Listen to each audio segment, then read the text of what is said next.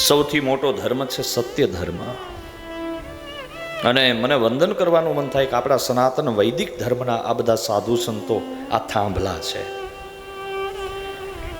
જેણે પોતાના જીવનને સનાતન ધર્મ માટે ખપાવી દીધું.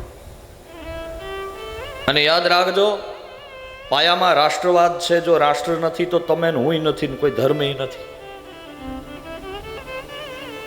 રાષ્ટ્ર કેમ મજબૂત બને? ચાણક્ય આખું સિદ્ધાંત બતાવ્યો છે. કોઈક ચાણક્ય નીતિ સૂત્ર ખોલીને જોજો જ ખરા. ઘણા લોકો કે રૂપિયો ખરાબ, ઉપર બેહીને રૂપિયાને આપણે ખરાબ કેવો, લક્ષ્મી ખરાબ કે ના ના ના, એ ખરાબ તો એટલે પોતાની પાસે નથી એટલે. હમણાં હોય તો ઓલું કે ખાટી દ્રાક્ષ વાળો દાખલો નથી. હવે પોતે ને પોતે લક્ષ્મી નિંદા કરે ને પોતે પાછા એના ચાર્જ લે, તો નિંદા ન કરો. ભગવાને આપેલી સંપત્તિ ખરાબ નથી.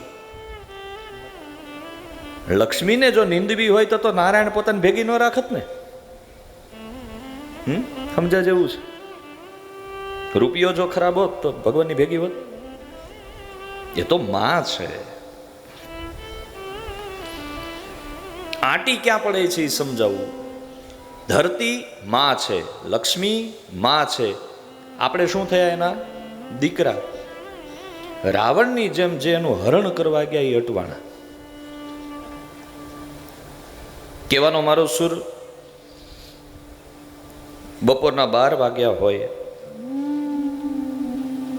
56 ભોગની વચ્ચે તમને બેસાડી દેવામાં આવે